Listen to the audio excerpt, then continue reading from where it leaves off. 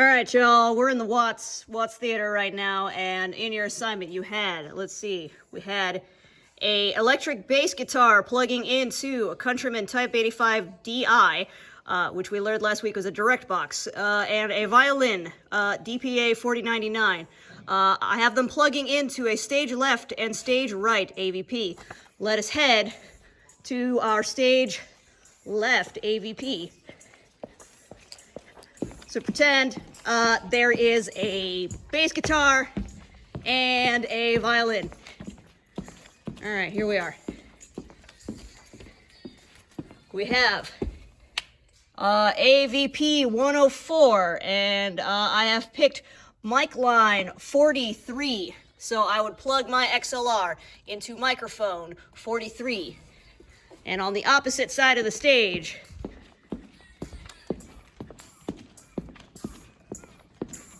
everybody say hi to Fredo, who is fixing the front part. Hi, everybody.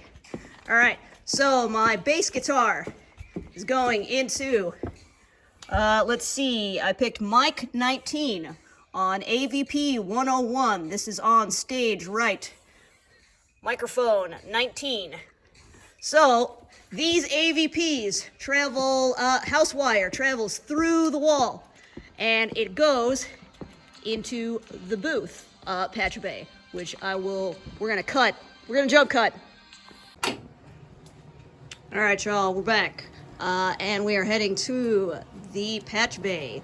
So, if you remember right, we had microphone line 19, which was from AVP 101. Boom. And microphone line 43, which was AVP 104, our left and our right. We want it to go into the sound porch, microphone lines to sound porch. And I want it to go to channel, 11 and 12 in the console. Sorry, 11. Boom. And 12. And that will head into a snake.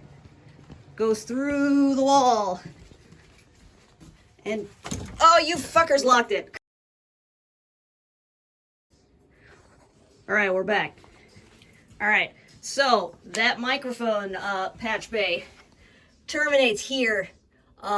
These are Whirlwind W6 connectors, 6 or 4, doesn't matter. We can call them multi-pin connectors. They fan out to a snake, which goes all the way about there. Okay, yeah. You can see them plugging into the back of the board. I'm about to do a jump cut because I'm going to go around the side. Back.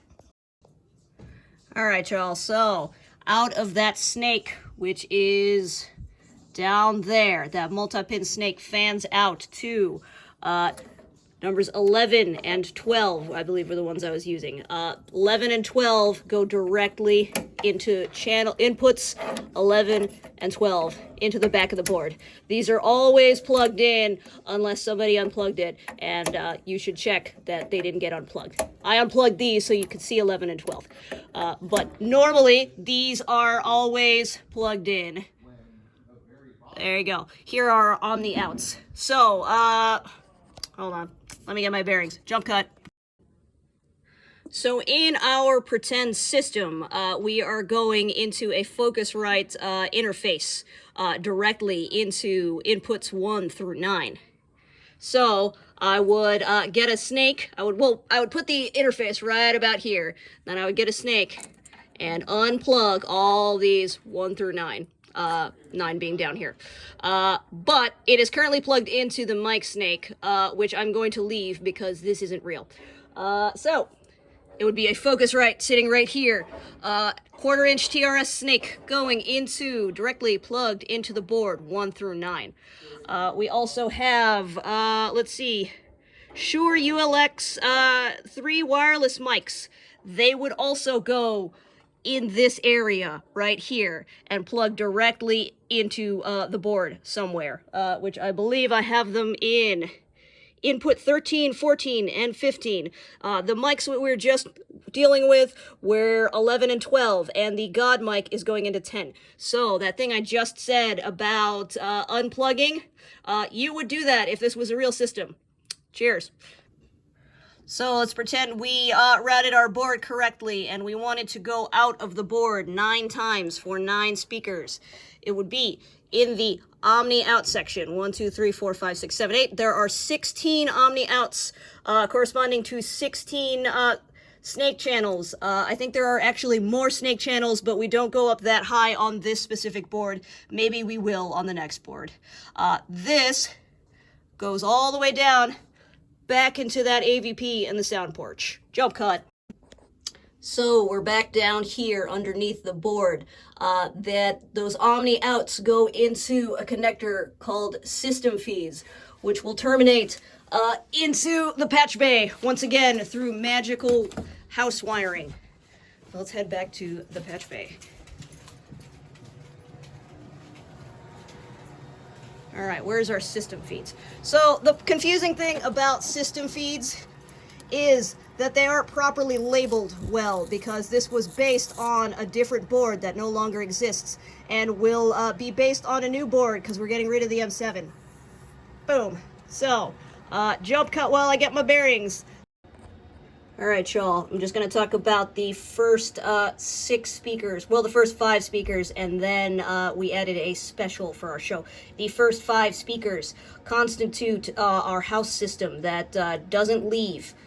So we got our main left, center, and right UPJs, and our 2 subwoofers that live under the stairs. And for the purpose of this exercise, I added a special Meyer UPM that I'm going to patch into an AVP upstage left for cars passing. So, system feeds 1, which I have labeled M7 here for clarity, is going into house left, house right. So, channel 1, this is for the house left speaker, plugs into here.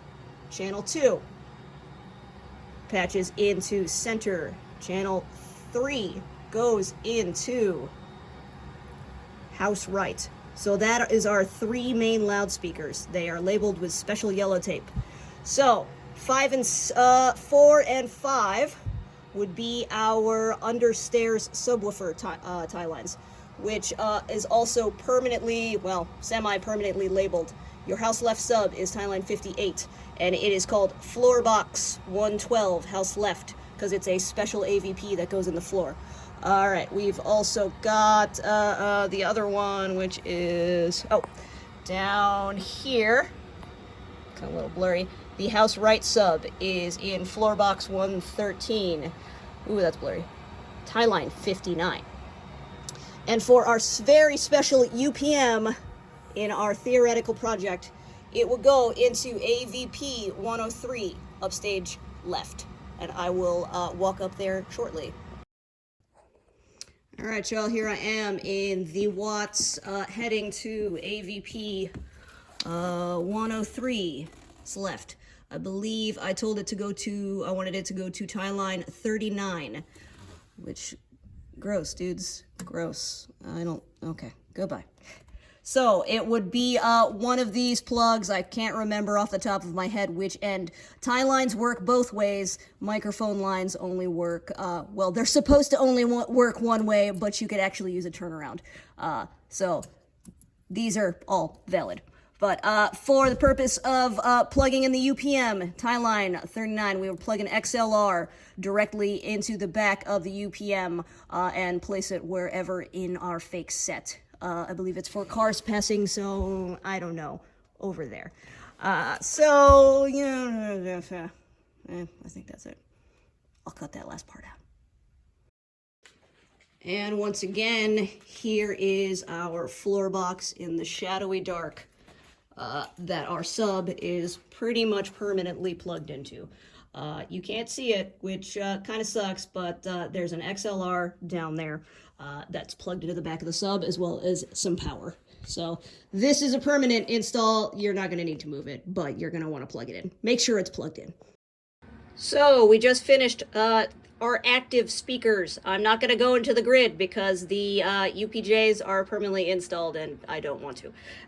Anyways, so we have 3 passive speakers, a JF29, a UB12, and a JF60. I made the JF60 that we added. A baby crying inside a house. But we need to get from the M7 outputs to the loudspeaker patch bay and the amp room upstairs. How do we do that?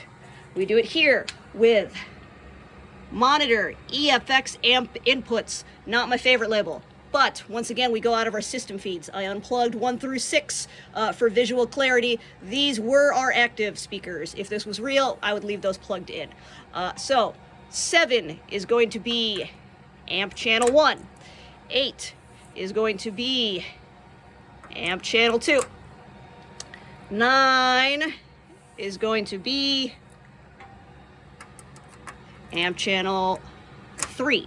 And this goes through magical house wire that goes into that different room.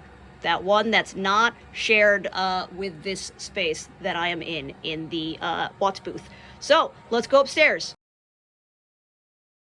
All right, y'all, here I am on the 3rd floor amp room, going to the loudspeaker patches. So that monitor EFX amp thing terminates to these 2 4-channel amplifiers. And so we get 8 channels worth of passive speakers in the Watts. You probably won't go over 8. So if you do, we'll get more amplifiers. It'll be great. But in this case, we are only doing 3. So we would be going monitor EFX amp inputs and the outputs. 1 would be going into, let's see, 1 would be going into loudspeaker 11. So these are all our AVPs. So 1 would be currently plugged into 32. Don't know why. Oh, come on. 1 would be going into 11, which I believe terminates stage left. Oh, come on, dude. Okay. 2, which is currently plugged into 8. And 33. 2 would be going to AVP stage right to the doorbell speaker, which has been selected as loudspeaker 23. 23. I cannot find any more patch cables, which is a problem, but I will fix that later. 3 would be going to loudspeaker 19 for the baby crying in the house, which would be 3 goes into 19. And we would control the volumes over here. They are set to all the way full, which I don't love. Okay, we'll deal with that later. Yes, and the rest of this rack is for paging stuff. Here's our paging DSP, and here is our speaker outputs to various offices and restrooms. They are using a very similar amplifier setup. Okay, that's this room. And now that I am done with my party up in the amp room, those loudspeaker patches that we've found, used terminate here. Loudspeaker 11, AVP 101. This is stage right of the Watts. So I'm going to be plugging one of my fake speakers, NL4 cable to, or NL2 cable, both are valid, into, what is it, JF80, JF60, something like that. There is another one up over here. That was 11. AVP 104. This is the same AVP we plugged in our microphones in the very beginning. But here we are plugging the other ends to our loudspeakers into 23. And let's see, I have another one upstage.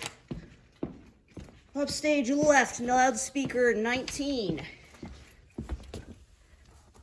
Boom, run a cable, loudspeaker 19. Out into the house for the crying baby, the house that does not exist, but will when we do our fake show. All right, money.